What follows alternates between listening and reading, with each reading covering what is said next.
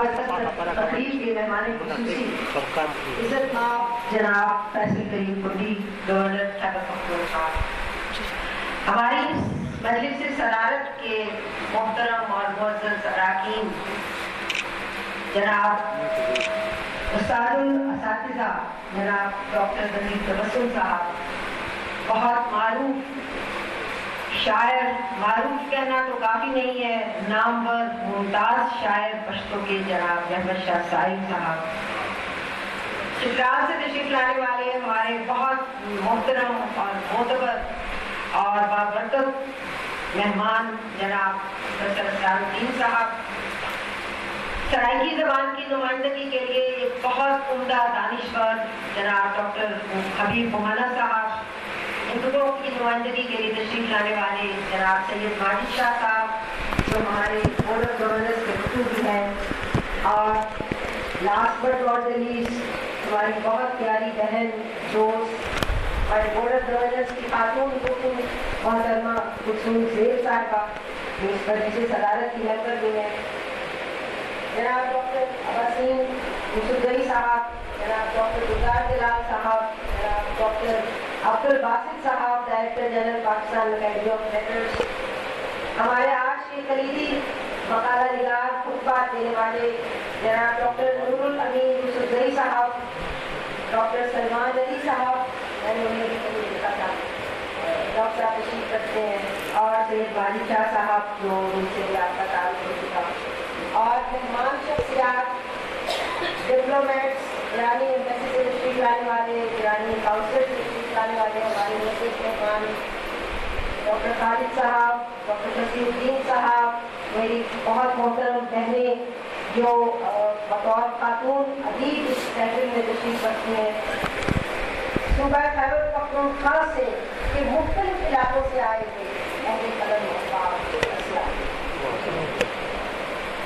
میں اپنی اور اکیڈمی ادبیات پاکستان کی طرف سے آپ سب کو اس صوبائی کانفرنس میں تہہ دل سے شامل ہے۔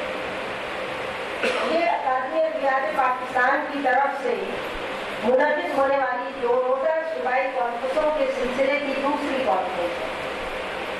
ان کانفرنسوں کا بنیادی مقصد یہ ہے کہ ہر صوبے کی مختلف زبانوں میں تخلیق ہونے والے ادب کی مجموعی فضا کو دیکھا جائے اور یہ سمجھنے کی کوشش کی جائے کہ اس صوبے کی جغرافیائی، ثقافتی، تہذیبی اور سیاسی فضا کس طرح صوبے کے ادب کو متاثر کرتی ہے، کن موضوعات پر اس خطے کا ہر ادیب لکھ رہا ہے، کون سے موضوعات کسی خاص زبان کا حصہ بن رہے ہیں۔ کیا میری آواز اسالیب اور اظہار کی قدریں کیا ہے، اشارے، علامتیں، تمثیلیں کون کون سی ہیں، کیا معاصر ادب ماضی کی روایت سے رشتہ جوڑے ہوئے ہے یا کسی نئی روایت کی تعمیر میں یہ رشتہ خلا نہ کرنے کی ضرورت ہے، کیا محض رسمی یا پرسدہ موضوعات پر گانے ہیں یا نئے تجربات اور بدلتی دنیا کے تقاضوں سے ہم آہنگ ہیں۔ مصنوعی ذہانت، نیو ورلڈ آرڈر، تیسری تباہ کن جنگ عظیم، ماحولیاتی مسائل اور بکھرتی ہوئی خانگی زندگی کے دکھ اور المیے کس طرح ادب کا موضوع بن رہے ہیں، دنیا بھر کے مظلوم کیا ہمارے معاصر ادب میں جگہ بنا سکے ہیں یا نہیں۔ یہ ہیں وہ موضوعات جن پر اس کانفرنس کی مختلف مجالس میں گفتگو اور بحث ہو سکتی ہے، اور یہی ہمارا مقصد ہے۔ اس کانفرنس میں شریک ہونے کے لیے پورے خیبر پختونخوا سے مختلف زبانوں کے ادیب جمع ہوئے ہیں، ان میں چترال سے لے کر ڈیرہ اسماعیل خان تک ہر علاقے اور زبان کے اہل قلم شامل ہیں۔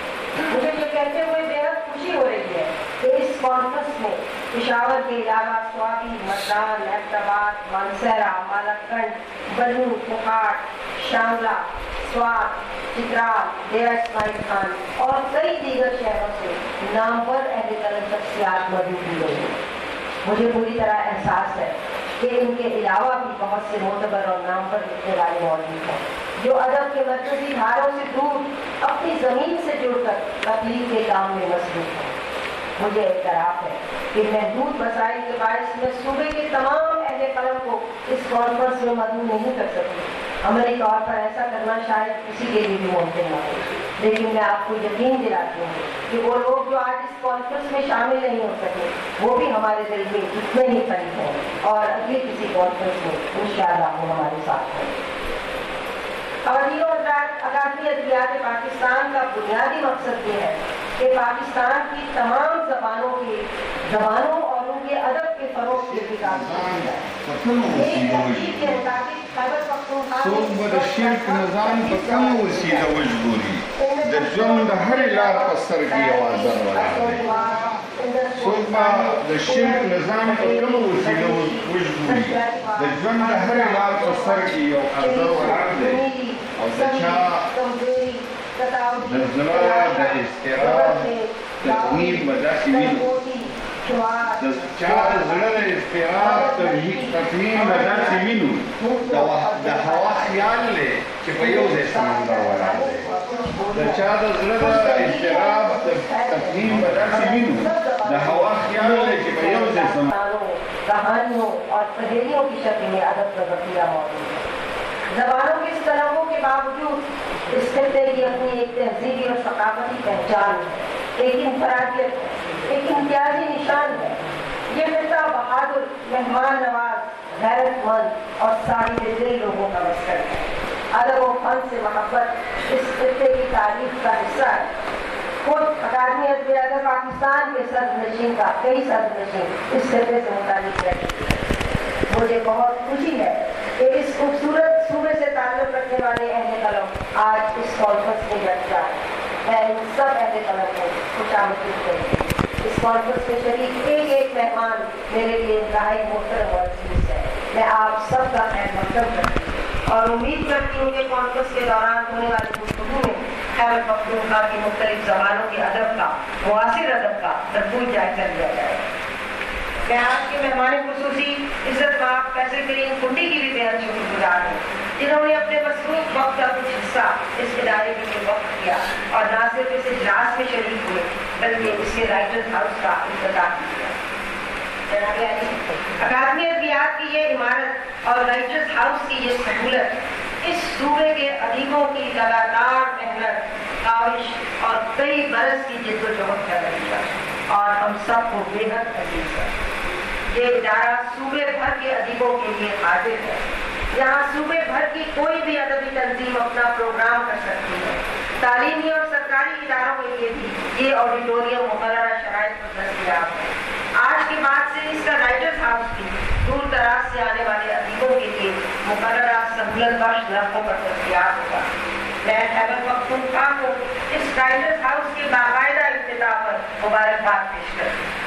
ہمیں امید ہے کہ جناب گورنر صاحب یوں ہی اس ادارے کی سرپرستی فرماتے رہیں گے اور ادیبوں کے اس ادارے کو انہیں کے استعمال کے لیے وقت رکھتے ہوئے اپنا کردار ادا کریں گے۔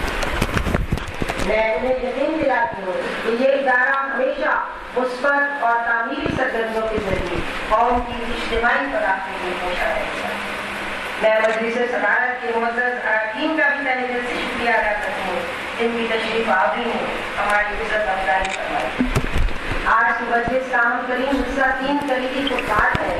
ان خطبات پیش کرنے والے بہت معزز اور محترم احباب کے لیے بھی میں سراپا سباب ہوں اور آخر میں اکادمی ادبیات پاکستان کے بورڈ آف گورنرز کے محترم اراکین ڈاکٹر گلزار جلال، محترمہ کلثوم شیخ اور جناب سید ماجد شاہ صاحب کا خصوصی شکریہ ادا کرنا چاہتی ہوں، جن کی توجہ اور سرپرستی سے اس کانفرنس کا انعقاد ہوا۔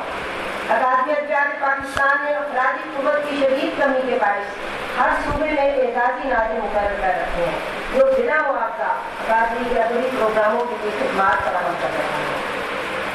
پشاور کے دفتر کے لیے اعزازی ناظم کی خدمات بھی ڈاکٹر گلزار جلال بلا معاوضہ سر انجام دے رہے ہیں۔ اس کانفرنس کے انعقاد کی تمام تر ذمہ داری انہوں نے اپنی ٹیم کے ہمراہ بہت جانفشانی، سلیقے اور خلوص سے سر انجام دی۔ میں ان کا اور ان کی ٹیم کا تہہ دل سے شکریہ ادا کرتی ہوں۔ ہمارے پشاور دفتر میں عملے کے صرف 2 ارکان موجود ہیں، خان بادشاہ اور کامران صاحب۔ ان دونوں نے بھی حق المقبول گلزار جلال صاحب کا ساتھ دیا۔